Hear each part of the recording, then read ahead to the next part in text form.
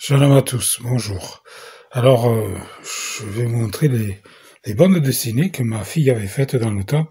Alors, ce projet, bien sûr, a été abandonné depuis pas mal de temps. Et au début, bon, quand on était encore évangélique, on espérait qu'elle travaille dans la bande dessinée. Alors, elle avait fait des bandes dessinées, elle avait fait quelques albums. Ça, c'est des albums qu'on avait imprimés avec l'ordinateur. On avait essayé de trouver des éditeurs, ça n'a pas duré longtemps, hein. Puis on a arrêté. Et puis elle a décidé donc de se consacrer entièrement à servir Elohim. Et je vous montre ses souvenirs pour vous montrer les dessins qu'elle avait fait dans la bande dessinée. Vous voyez, ça c'était un album qu'elle avait fait, ça s'appelait Océanie. Alors c'est l'histoire d'une fille qui vivait sous l'eau. Je vais pas tout vous montrer, hein. Vous voyez, elle avait fait des dessins, voilà, comme ça. Voilà. Alors là, ça fait de l'ombre, excusez-moi. Voilà. Vous voyez, bon, c'était des personnages qu'elle avait fait. Voici notre album, c'est le même, hein, celui-là. Et alors, elle en avait fait plusieurs, vous voyez, elle avait fait, ça s'appelait le projet Nebula. Voilà. C'est des personnages, ça ressemble un peu à Tintin et Milou, hein. Vous voyez. Voilà. Et donc, elle a abandonné ça parce que, bon, elle a dit, c'est pas la volonté de Dieu, je continue pas, voilà. Alors, on espérait que ça marcherait, mais bon. Finalement, on a abandonné. Voilà. On était parti aux États-Unis dans l'espoir de trouver un éditeur aux États-Unis. On a essayé un peu au Canada, ça n'a pas marché non plus. Mais on n'a pas persévéré, quoi. Voilà. On a arrêté. Voilà. Et ça, c'était un des premiers aussi. C'est des petits gags. Vous voyez. Voilà. Et c'est marrant parce que cette fille qu'elle a dessinée, ça lui ressemble. On dirait que c'est elle. Quand elle était jeune. Voilà. Et voilà, la même tête qu'elle, quoi. Elle s'est faite, inconsciemment peut-être. Ça, c'est des petits gags, vous voyez. Des petits gags avec un chien. Voilà. Elle aimait beaucoup les animaux, elle aime toujours les animaux d'ailleurs. Voilà. Et voilà, donc c'était l'album qu'elle avait commencé à faire. Elle avait commencé un autre, donc, qui n'a jamais été terminé. Non. Et voilà. Donc, ma fille a abandonné et maintenant, elle se consacrait à Elohim et elle fait des études et elle fait des vidéos pour le Seigneur. Au caillou du torrent, jette tous tes biens, et le Dieu Tout-Puissant t'offrira les siens. Sa présence vaut mieux que tous les trésors, et le roi des cieux te sera plus que beaucoup d'or. Amen. Shalom à tous. Alors, voici cette nouvelle étude. Une femme peut-elle enseigner la parole d'Elohim? Alors, je tiens à dire que cette étude n'est pas faite pour défendre la cause des femmes ou pour défendre une cause féministe contre les hommes. Pas du tout. Je dénonce moi-même le féminisme dans ce monde qui a fait beaucoup de dégâts dans les sociétés. Au contraire, je désire que les hommes, selon le cœur d'Elohim, soient mis en avant et que les femmes, selon le cœur d'Elohim, restent à leur juste place, qui est une place honorable et complémentaire pour que l'harmonie parfaite existe entre les hommes et les femmes au sein du peuple d'Elohim. Amen. Donc, que les choses soient claires. Ce que je défends est la cause d'Elohim et de sa sainte parole. Que je sois une femme ne change rien aux vérités bibliques que je vais dire ici. Alors, commençons. Quelquefois, des croyants accuseront des femmes d'ouvrir la bouche pour enseigner la parole d'Elohim lors de regroupements avec des croyants en Yahushua, surtout lorsque ce qu'une femme enseigne va à l'encontre de ce que eux croient et enseignent. Et pour cela, ils vous citeront bien évidemment deux de leurs passages préférés qui sont 1 Timothée chapitre 2 versets 11 à 15 et 1 Corinthiens chapitre 14 versets 34 à 39. Mais évidemment avec une lecture complètement biaisée. Donc, nous allons étudier ces deux passages avec attention et en regardant le texte grec, parce que c'est très important. Alors, je vais d'abord vous montrer le passage de 1 Timothée chapitre 2 versets 11 à 15, on va le regarder ensemble. Je vais aller donc sur l'étude écrite de cette étude que j'ai fait sur mon forum. Et donc là, on va regarder ces passages, comme ça vous allez voir en même temps les mots hébreux, les mots grecs, pardon, que j'ai mis en évidence. Alors, une femme, dans le silence, reçoit l'instruction en toute soumission. Cependant, une femme ne doit pas diriger ou admonester ni prendre de l'autorité sur son mari, mais elle doit demeurer dans le silence, car Adam a été formé le premier et Ève ensuite. Et ce n'est pas Adam qui a été séduit, c'est la femme qui, séduite, est tombée dans la transgression. Toutefois, elle sera sauvée en élevant des enfants, si elle persévère avec modestie dans la foi, la charité et la sainteté. Amen. Alors on va étudier ce passage avec plusieurs mots grecs donc. Alors d'abord, nous avons le terme grec ici, ce terme grec dans ce passage, celui-ci donc, qui est le terme esikia, qui est traduit par silence, mais qui signifie plus exactement calme, tranquillité, dans le sens de ne pas être emporté, en lien aussi avec la modestie dont la femme doit être vêtue, citée plus haut dans ce même passage. Donc rien à voir avec une femme mariée qui ne devrait jamais parler. Elle ne doit pas parler pour prendre autorité sur son mari. Voilà ce que l'apôtre Paul dit vraiment ici. Ensuite, nous étudions le mot ici, ce mot-ci, didaskein, traduit par enseigner. Et en effet, ça signifie enseigner, mais il faut savoir que enseigner ici signifie dicter, admonester, corriger, reprendre, etc. Et il est bien sûr lié au fait que la femme mariée ne doive pas dicter la conduite de son mari, prenant de l'autorité sur lui. Ceci est très clair dans ce texte. Par contre, une femme dans le Seigneur peut conseiller son mari, elle peut conseiller ou influencer son mari dans les voies droites de Yahweh tout en restant dans la soumission à Elohim. Et donc dans la soumission à son mari si lui-même est soumis à Elohim, car elle est complémentaire à l'homme. Elle est la force cachée de l'homme, à condition que celle-ci demeure dans les voies droites de Yahweh, car autrement, elle devient sa faiblesse. Donc là, je reviens au passage. Voilà. On va rester là. Donc, repensons à nos mères, servantes pieuses, qui sont des modèles dans la foi comme Sarah, qui demanda à Abraham de chasser Agar et Ishmaël. De même, repensons à Rebecca, qui suivit les commandements d'Abraham, notre père, en disant à Jacob de suivre ses conseils pour le droit d'aînesse, et elle influença également son mari Isaac pour qu'il envoie Jacob chez Laban. Donc, ici, dans la Torah des Jubilés, on sait que Rebecca, en fait, a suivi les commandements d'Abraham. C'est indiqué dans la Torah des Jubilés, parce qu'Abraham avait dit à Rebecca que c'est par Jacob qu'il aurait une semence sainte, donc. Et Rebecca savait pertinemment cela. Donc, Jacob a suivi les conseils, l'instruction de sa mère, donc. Et cela venait d'Élohim. Et parce que Jacob avait le cœur bien disposé, et Ésaü non. Et ensuite, elle influença aussi Isaac, pour que Jacob aille chez Laban. De même, Sarah dit à Abraham de renvoyer la servante Agar et Ishmaël. Et cela venait de Dieu, cela venait d'Élohim, car ensuite Élohim a dit à Abraham d'écouter Sarah. Donc voilà, on voit que les femmes pieuses dans le Seigneur influencent dans les bonnes voies leur mari, donc. Et savoir que dans les Saintes Écritures, la femme est reconnue comme ayant le pouvoir sur sa tête, à cause de sa longue chevelure, tout comme les hommes naziréens. Et par son statut, elle est reconnue comme susceptible de recevoir une compréhension de certains mystères cachés, si elle marche selon les voies d'Élohim. Ces mystères sont souvent gardés secrets, et certains ne sont révélés qu'à ceux à qui ils sont destinés.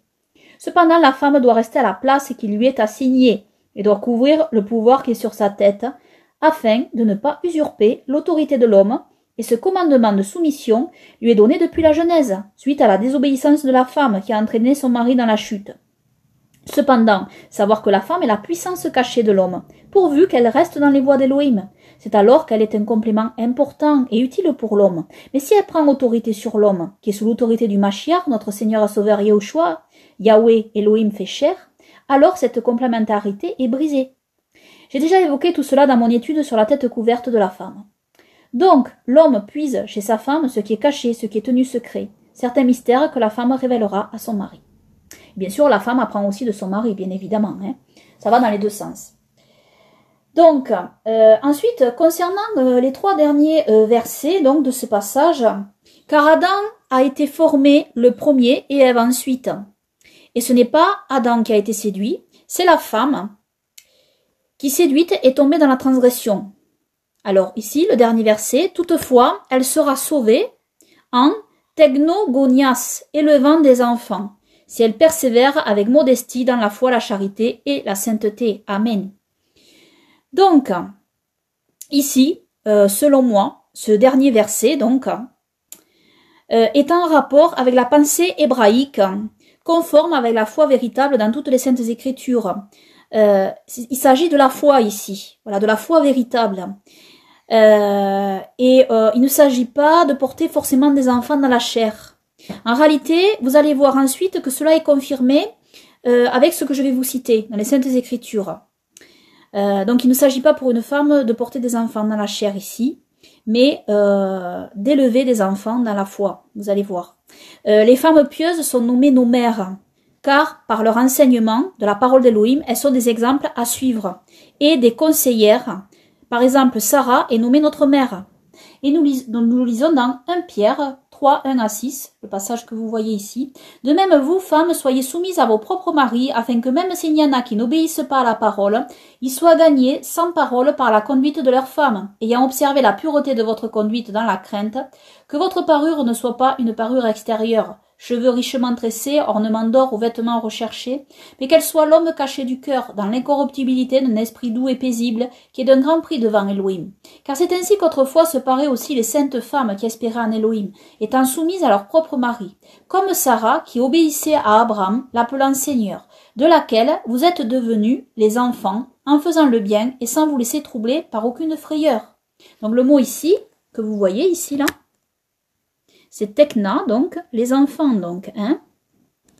Voilà, comme le mot en rapport, en fait, avec le mot que nous avons vu plus haut dans Timothée, donc, hein. Technogonias, et gonias, c'est, alors ça a le sens de porter des enfants, d'engendrer des enfants, mais aussi d'élever des enfants, élever une famille.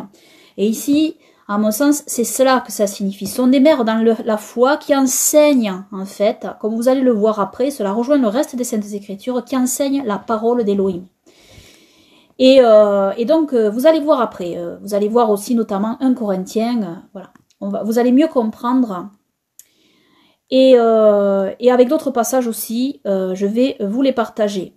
On a aussi ce verset, hein, l'apôtre Paul dit aussi, Romains 16, 13, « Saluez Rufus, l'élu dans le Seigneur, et sa mère, qui est aussi la mienne. » On voit ici, voilà, que c'est sa mère, donc, dans la foi. De même, Abraham et Isaac sont nommés nos pères. Et nous savons ceci, Romains chapitre 9, versets 7 à 8. De même, tout en étant la descendance d'Abraham, ils ne sont pas tous ses enfants. Mais il est écrit, en Isaac te sera appelée une descendance. Cela signifie que ce ne sont pas les enfants de la chair qui sont enfants d'Élohim, mais que ce sont les enfants de la promesse qui sont comptés pour descendance. Vous voyez, c'est pas une descendance charnelle, mais c'est une descendance dans la foi.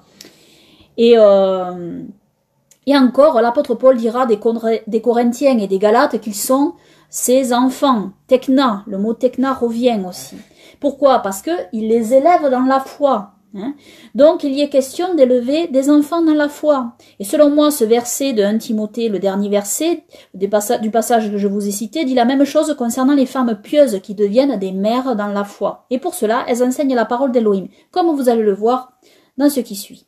Donc, pour résumer, concernant donc ce passage de Timothée ici, il s'agit donc, il n'est nullement question d'un interdit pour la femme d'enseigner la parole d'Élohim, mais il s'agit d'un interdit pour la femme de dicter à son mari, qui suit Élohim, ce qu'il doit faire, ou de prendre autorité sur lui. Le même interdit concerne une fille avec son père si elle n'est pas mariée. Voilà, tout simplement. Hein. Et Paul, l'apôtre Paul, parle ici de la femme mariée qui doit être soumise à son mari, qui lui-même doit être soumis à Elohim, parce que le mari aussi doit être soumis à Elohim, hein, bien évidemment. Hein. C'est une chaîne dans la hiérarchie. De même, une fille non mariée doit être soumise à son père, qui lui-même doit être soumis à Elohim. Cela marche ensemble, hein, en fait. Hein. Donc voilà. Ensuite, nous avons ces autres versets qui vont dans ce sens, hein, ceci là, ici, que je vais vous montrer. Voilà, ces 3 versets, hein. Vous voyez, ça va dans ce sens. Hein. Éphésiens 5, 22, femmes, soyez soumises à vos maris comme à Yahweh.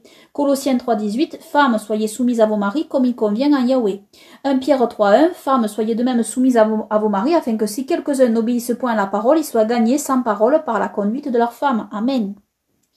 Donc vous voyez, c'est en lien ici, le passage de 1 Timothée est en lien avec la femme qui ne doit pas admonester, corriger son mari, en réalité enseigner son mari, ni prendre autorité sur lui. C'est un rapport avec le mari ici, mais pas le fait que la femme ne doive pas enseigner la parole d'Élohim, pas du tout.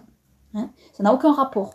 Maintenant, on va prendre donc le passage de 1 Corinthiens au chapitre 14, au plus près du texte grec. Mais d'abord, nous allons voir la traduction commune, comme vous pouvez la voir ici. Hein.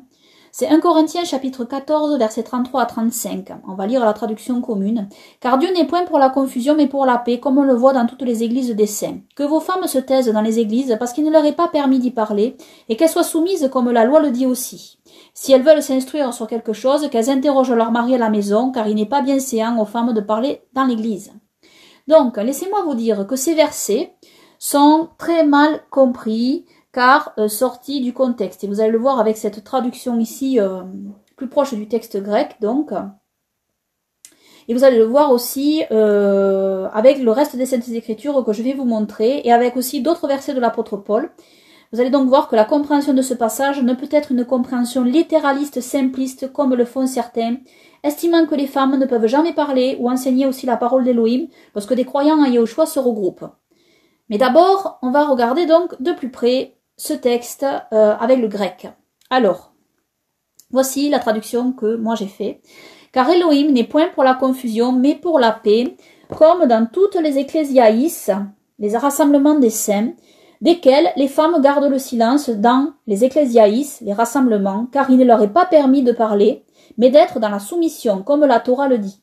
Si toutefois désirant apprendre sur quelque chose, dans leur oikos, maison, regroupement familial et proche donc, les hommes les interrogent, car il est haïskron, honteux donc, pour une femme de parler dans l'ecclésia, le rassemblement. Alors, comme vous le voyez, cette traduction est quelque peu différente, donc. Donc, le mot-clé, la compréhension de ce texte est en lien avec le mot-clé église, d'accord, le mot grec ecclésia, donc. Ce mot est la traduction du mot hébreu kaal, en hébreu, dans la Sainte Torah, vu plus exactement par rassemblement du peuple ou assemblée du peuple. Ces termes sont communément utilisés dans les Saintes Écritures en lien avec la fonction sacerdotale lors des convocations du peuple d'Élohim, lors des fêtes d'Élohim au mont Sinaï et ensuite dans son Saint-Temple. Lors de ces rassemblements, c'est le souverain sacrificateur avec les sacrificateurs qui parlent au peuple par la lecture des 5 commandements d'Élohim. Ce sont eux qui officient. Aucune femme n'a cette fonction. Il s'agit d'un service religieux ici. Et c'est ce dont nous parle l'apôtre Paul en réalité, ici dans ce passage. Ensuite, bien comprendre que le modèle de la sacrificature a été transposé parmi le peuple avec la fonction des anciens et des juges établis par Elohim. J'explique tout cela dans mon étude sur les sacrificateurs naziréens. Donc, dans les différentes assemblées ou rassemblements des Kehilot des saints, dans la foi en notre Seigneur et Sauveur Yahushua, lors des fêtes et des cérémonies officielles, et lors du Shabbat aussi, le même fondement a été établi. Seuls les hommes anciens évêques peuvent parler, c'est-à-dire peuvent officier, lors donc d'un rassemblement sacré ici. Les évangéliques s'égarent sur ce point, car ils traduisent ce mot église par tout rassemblement de croyants en Yahushua, que ce soit pour la prière ou pour échanger sur la parole d'Élohim, alors que le mot hébreu kaal désigne véritablement un rassemblement d'ordre liturgique officiel, avec une cérémonie officielle. Tout cela prend ses racines dans la Sainte Torah avec le temple de Yahweh notre Elohim. D'ailleurs, beaucoup d'églises dans le monde, telles les églises catholiques orthodoxes, ont gardé cette compréhension, car ils ont gardé une structure hiérarchique très forte. Malheureusement, ils ont dévié sur le plan doctrinal. D'ailleurs, si Elohim le permet, je compte faire une autre étude très intéressante sur ce sujet, qui sera complémentaire à celle-ci et aussi à mon autre étude titrée « Du sacerdoce de l'Église primitive au sacerdoce de Rome ».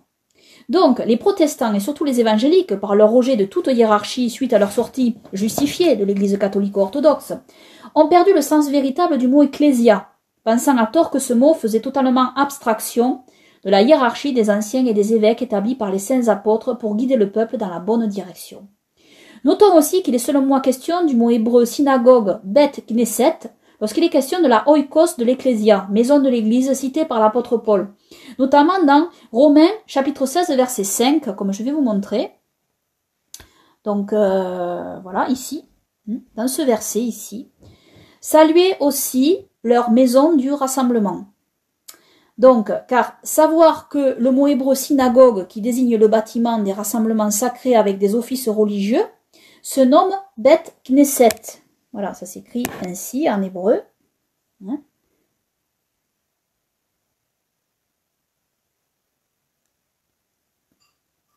Voilà, j'essaie de le mettre en surbrillance si j'y arrive. Enfin voilà, vous le voyez, c'est le mot Beth Knesset, donc voilà.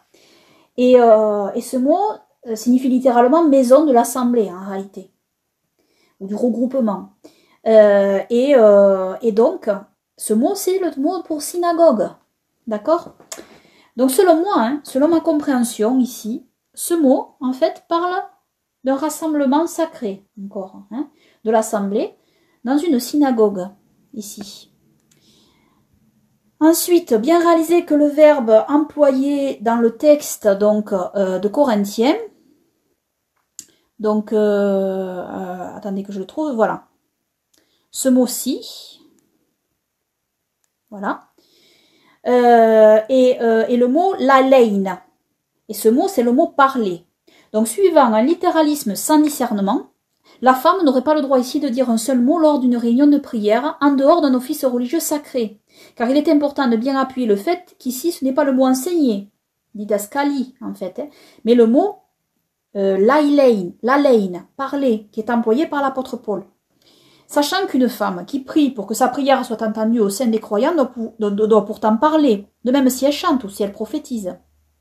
De plus, l'apôtre Paul se contredirait-il lorsqu'il dit ceci dans 1 Corinthiens chapitre 11 verset 5. Mais toute femme qui prie ou qui prophétise sans avoir la tête couverte déshonore son chef, car c'est la même chose que si elle était rasée. Amen. Donc, si une femme ne peut vraiment pas parler parmi un simple rassemblement de croyants en dehors de tout office officiel, alors elle ne peut pas non plus prophétiser ni même prier. Cela voudrait-il dire qu'elle doit prophétiser seule?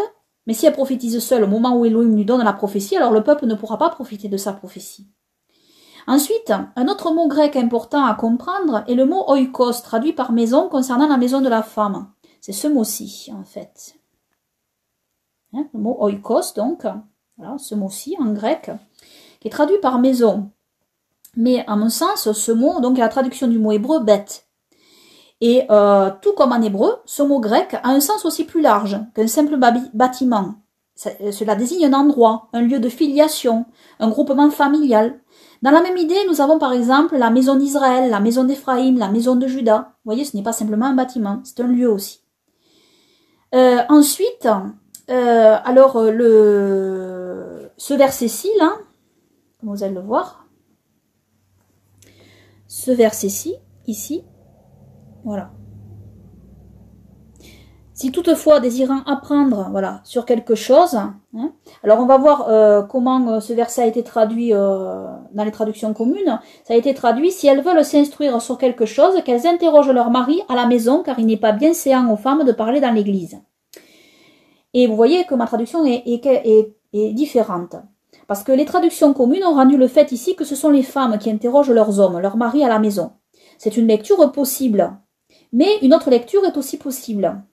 Et vous allez voir pourquoi. Parce que on va prendre donc le texte. Ici, on va le prendre. Je vais vous montrer donc.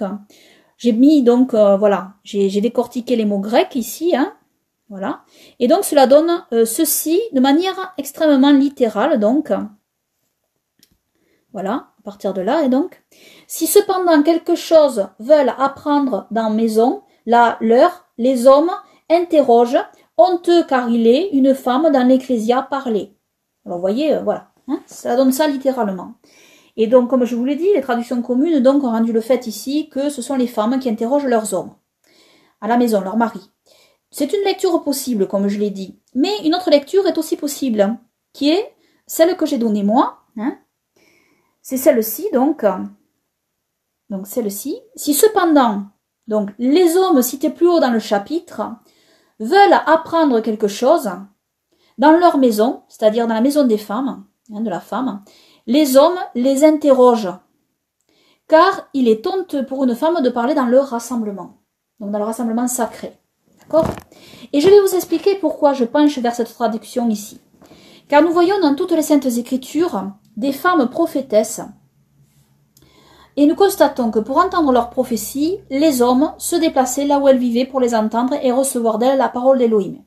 Le premier exemple est dans le livre des Juges avec la prophète Déborah, et nous allons lire donc ce texte ici, que j'ai mis en rouge. C'est dans Juges chapitre 4 donc. Donc on va lire ce texte. Après qu'Éhud fut mort, les enfants d'Israël continuèrent à faire ce qui est mauvais devant Yahweh. C'est pourquoi Yahweh les livra entre les mains de Jabin, roi de Canaan, qui régnait à Hatzor. Le chef de son armée était Sisera, qui habitait à Haroshet Goïm. Alors les enfants d'Israël crièrent à Yahweh, car Jabin avait 900 chars de fer, et il opprimait avec beaucoup de violence les enfants d'Israël depuis 20 ans.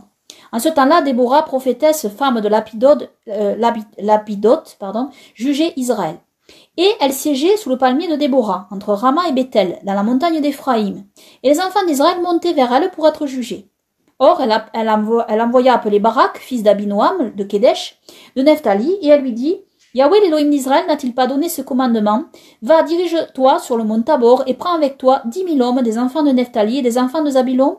J'attirerai vers toi, au torrent de Kishon, Sisera, chef de l'armée de Jabin, avec ses chars et la multitude de ses gens, et je le livrerai entre tes mains. Et Barak lui dit, si tu viens avec moi, j'irai, et si tu ne viens pas avec moi, je n'irai pas.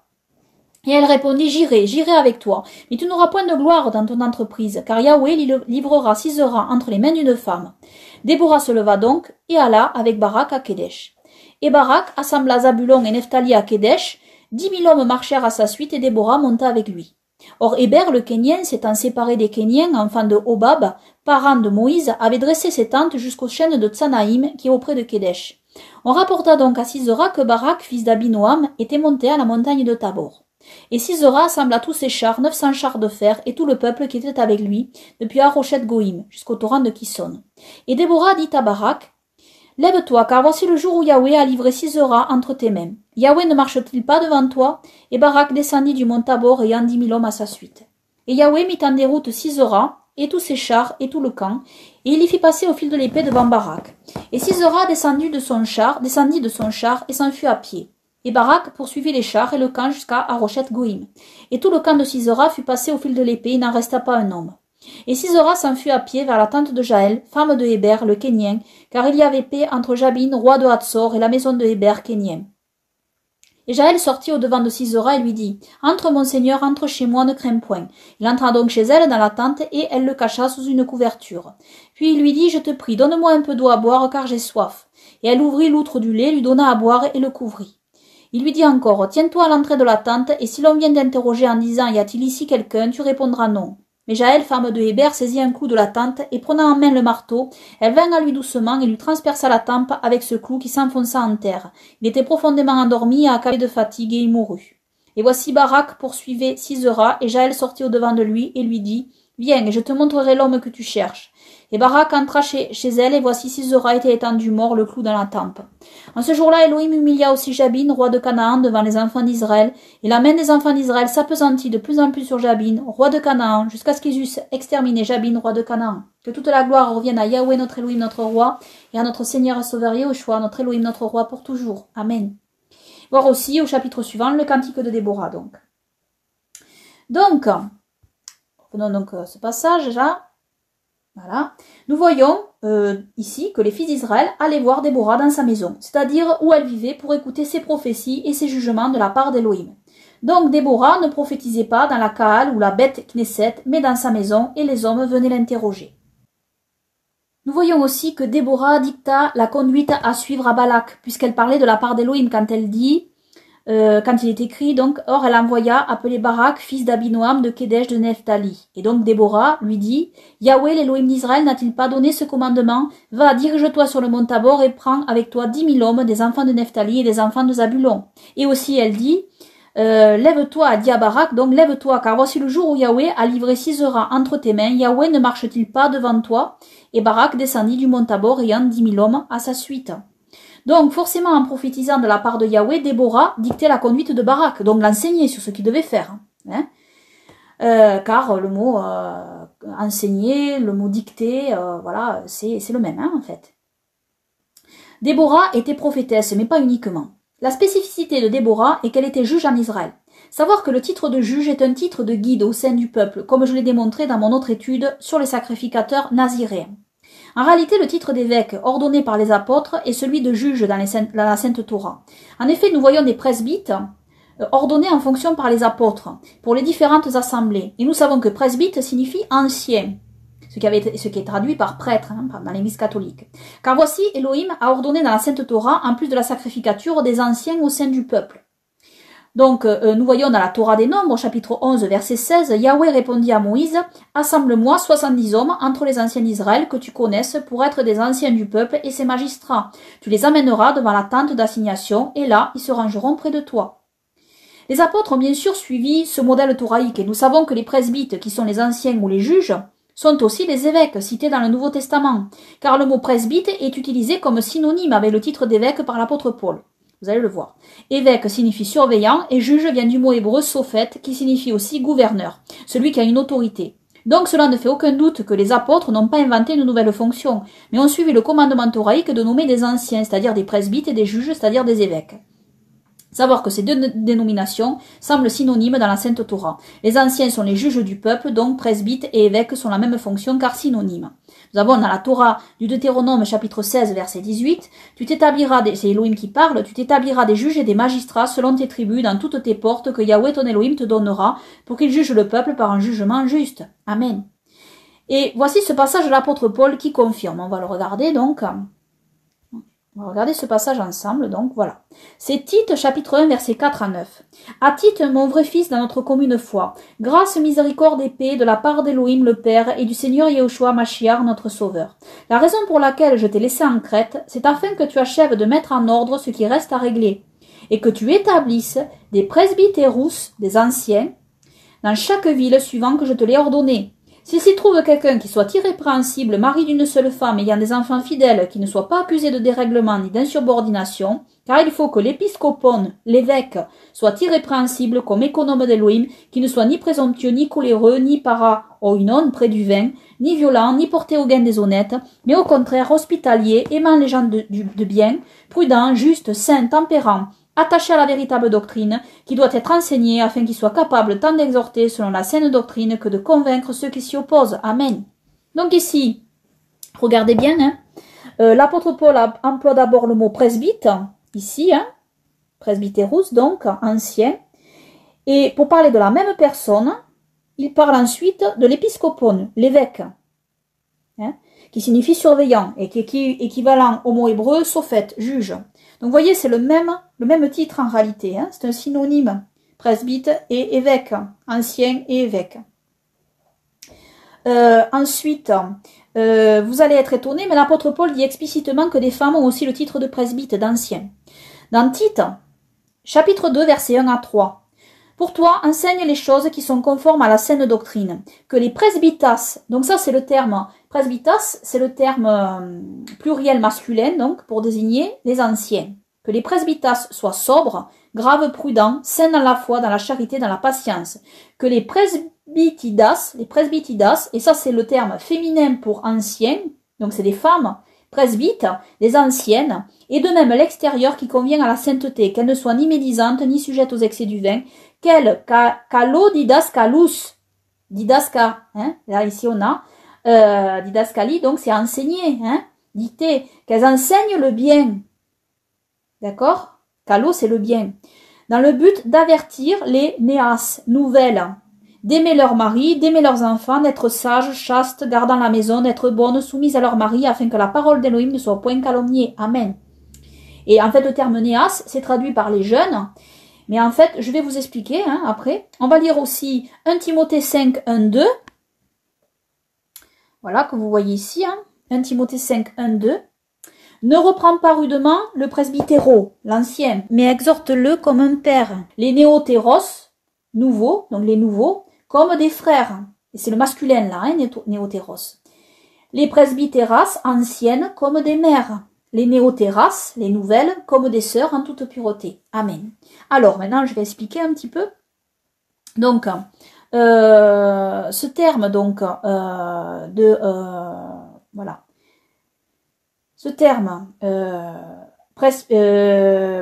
de presbytas et presbytidas, et presbytéro et presbytéras aussi, donc sont traduits par anciens et anciennes aussi. Et ils ont été traduits par homme âgé ou femme âgée. Mais nous savons que ce titre est un titre donné à ceux qui apprennent les enseignements d'Élohim au reste du peuple, qui ont une expérience et une solidité dans la foi véritable. Donc, cela n'est pas dû à un âge avancé, mais uniquement à un nombre d'années plus important passées dans la foi véritable. Pareil pour le mot nouveau, donc, pour néotéros, et néotéras au féminin, hein, et pour néas aussi. C'est, vous avez le mot néo dedans, nouveau, hein, en fait, et c'est traduit par jeune. Mais ce mot donc ne signifie pas jeune selon l'âge, mais littéralement nouveau, car nouveau dans la foi véritable. En effet, par exemple, un homme âgé de 60 ans, s'il vient de se convertir, est un jeune dans la foi. Donc voilà, néo, hein, donc dans la foi. Tandis qu'un homme plus jeune de 40 ou 50 ans, s'il suit Elohim depuis sa jeunesse, lui sera un ancien dans la foi. Voilà, vous comprenez, hein, là, ici. Donc, et que dit l'apôtre Paul sur les femmes presbytes, anciennes ou évêques? Quel calo didascalus enseigne le bien. Et vous allez voir, cela rejoint le reste des Saintes Écritures. Quand le roi Salomon dit en lien avec le port des téphilines, des totaphot, c'est-à-dire qui sont les étuis qui contiennent les 5 commandements de Yahweh notre Elohim en rouleau portable miniaturisé, revoir mon étude sur ce sujet, donc ces rouleaux portables miniaturisés ont été aussi retrouvés à Qumran. Hein. Donc on va voir ce texte, donc voilà. Proverbe chapitre 1 versets 8 à 9. Écoute mon fils, le moussard. Alors le mot moussard, c'est le châtiment donc de ton père. Et ne délaisse pas la Torah de ta mère. Alors la Torah, c'est l'enseignement. Hein.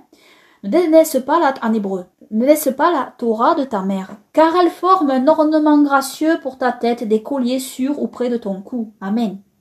Donc ici, ça parle des téphilines, des totaphot, qui sont des manuscrits de la Sainte Torah, en réalité. Donc bien évidemment, la mère ici, elle enseigne la Torah. D'ailleurs, c'est le mot hébreu hein, qui revient avec la mère. Vous allez voir.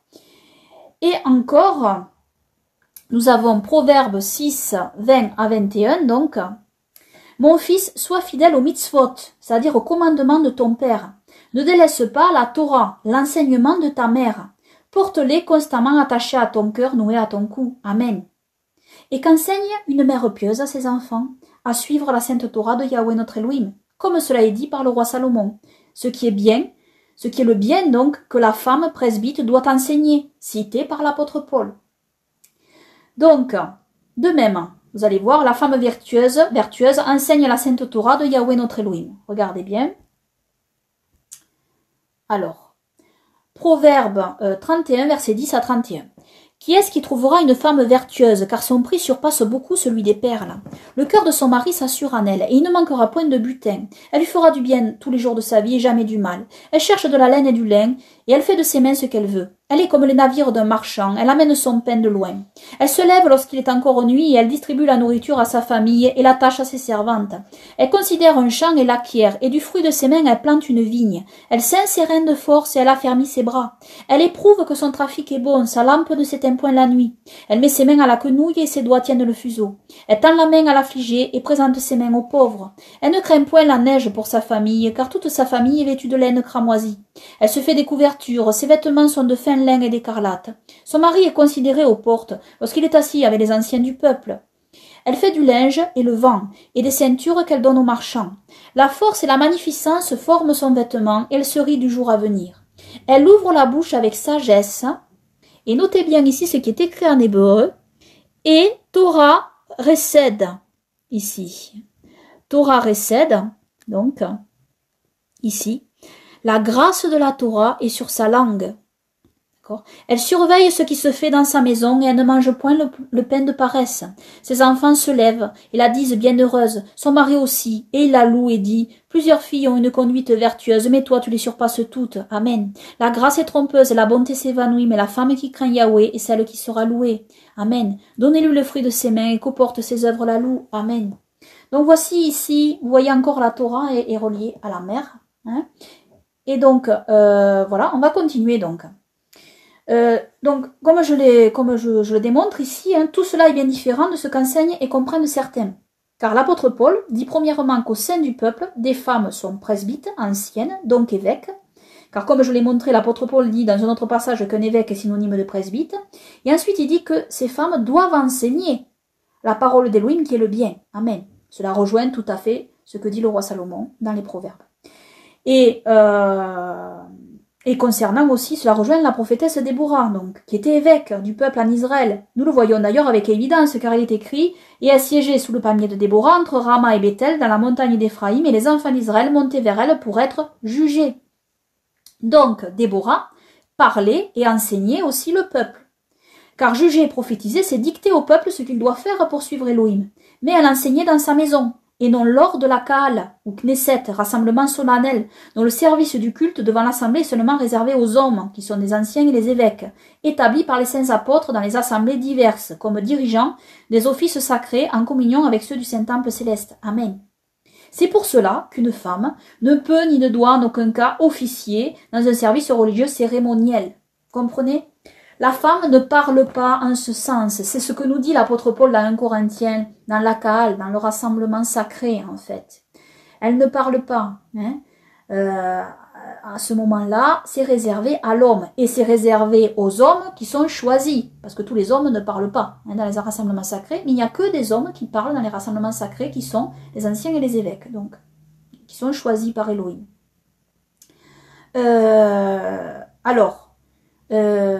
Voir aussi un autre exemple qui confirme ce que je dis avec la prophétesse Hulda. On va voir dans 2 Rois chapitre 22, donc on va regarder, voilà, c'est ce passage-là.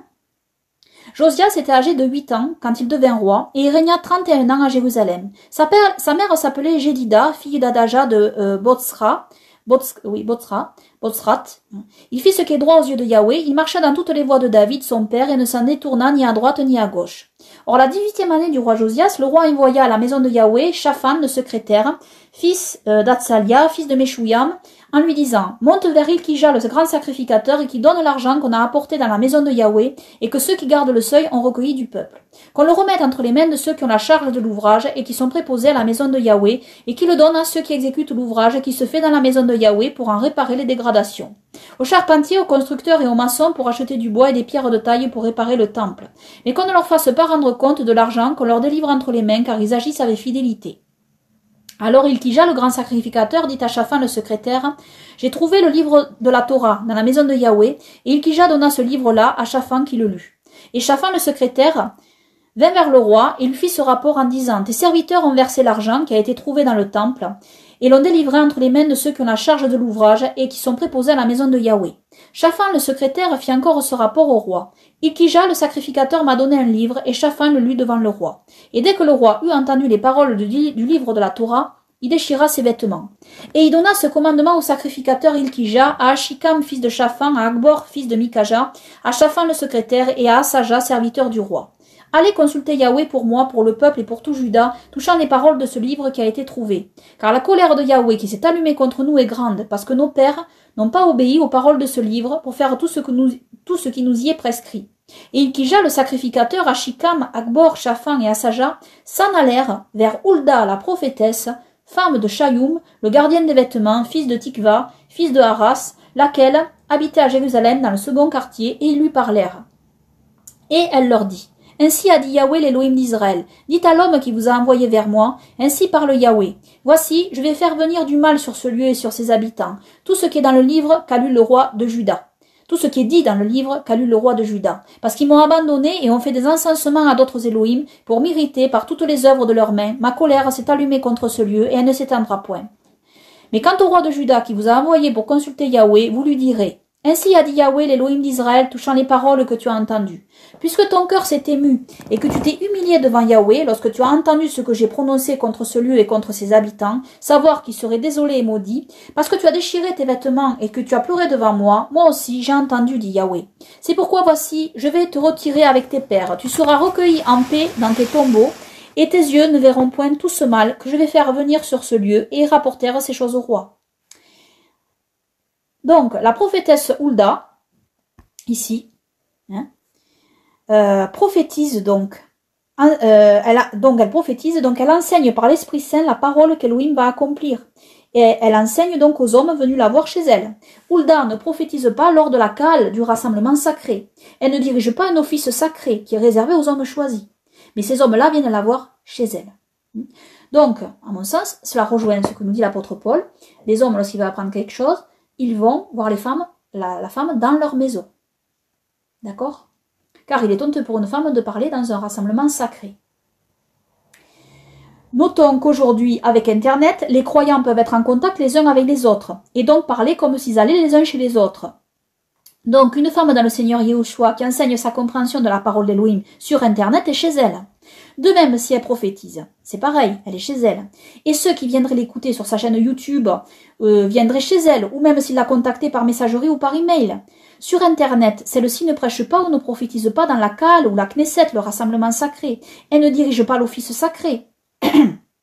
De même, si en dehors d'Internet, elle assiste à un regroupement de croyants à Yehoshua, non réunis lors d'un rassemblement sacré avec l'office religieux, et de même si elle partage sur la parole d'Elohim ou qu'elle prophétise, juste dans un regroupement de croyants, en dehors de tout office sacré donc. Le tout est que celle-ci, si elle enseigne la parole d'Elohim, s'efforce de toujours prêcher la vérité biblique, étant appelée par Elohim pour ce ministère. Et si elle commet des erreurs, qu'elle les reconnaisse et rectifie. Et si elle prophétise, qu'elle prophétise vraiment de la part d'Elohim. Amen. Nous avons un autre exemple avec Anne, la prophétesse. Luc 2, 36 à 38. Donc, il y avait aussi une prophétesse, Anne, fille de Phanuel de la tribu d'Acher. Elle était fort avancée en âge et elle avait vécu 7 ans avec son mari depuis sa virginité. Restée veuve et âgée de 84 ans, elle ne quittait pas le temple et elle servait Elohim nuit et jour dans le jeûne et dans la prière. Amen. Étant survenue, elle aussi à cette même heure, elle louait Elohim et elle parlait de Yehoshua à tous ceux qui attendaient la délivrance de Jérusalem. Amen.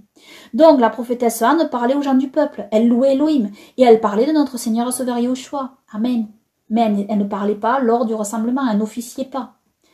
Nous avons aussi un autre exemple dans Actes chapitre 21 versets 8 à 9. Le lendemain, Paul et nous qui étions avec lui, étant partis, nous vîmes en Césarée et étant entrés dans la maison de Philippe l'évangéliste, qui était l'un des 7 diacres, nous logeâmes chez lui. Il avait 4 filles vierges qui prophétisaient. Amen. Donc il est bien évident que l'apôtre Paul ne dit pas qu'une femme ne peut ni prophétiser, ni prier, ni louer Elohim, ni parler donc au sein d'un simple regroupement de croyants. C'est une évidence ici. Nous savons très bien que les femmes se réunissaient aussi avec les hommes pour prier, puisque dans le livre des Actes, chapitre 1, versets 13 à 14, voici ce qui est écrit. Et quand ils furent arrivés, ils montèrent dans la chambre haute, où demeuraient Pierre, Jacques, Jean, André, Philippe, Thomas, Barthélemy, Matthieu, Jacques, fils d'Alphée, Simon le Zélote et Jude, frère de Jacques. Tout cela persévérait d'un commun accord dans la prière et dans l'oraison avec les femmes, et Myriam, mère de Yehoshua, avec ses frères. Amen. Donc voilà ce que je pouvais dire sur ce sujet. Bien comprendre ce que dit l'apôtre Paul, comme je l'ai expliqué. Et pour conclure, je citerai ce verset de l'apôtre Paul qui parle de l'âme. Galates chapitre 3 verset 28. Il n'y a plus ni juif ni grec, il n'y a plus ni esclave ni libre, il n'y a plus ni homme ni femme, car tous vous êtes un en Yehoshua Mashiach. Amen. Que toute la gloire, les honneurs, les louanges, les remerciements et l'adoration reviennent seulement à Yahweh, Yehovah, notre Elohim, notre roi, et à notre Seigneur et Sauveur Yehoshua, notre Elohim, notre roi, pour toujours. Et que son règne glorieux vienne et que nous demeurions dans la sanctification et dans sa paix parfaite. Amen. Amen.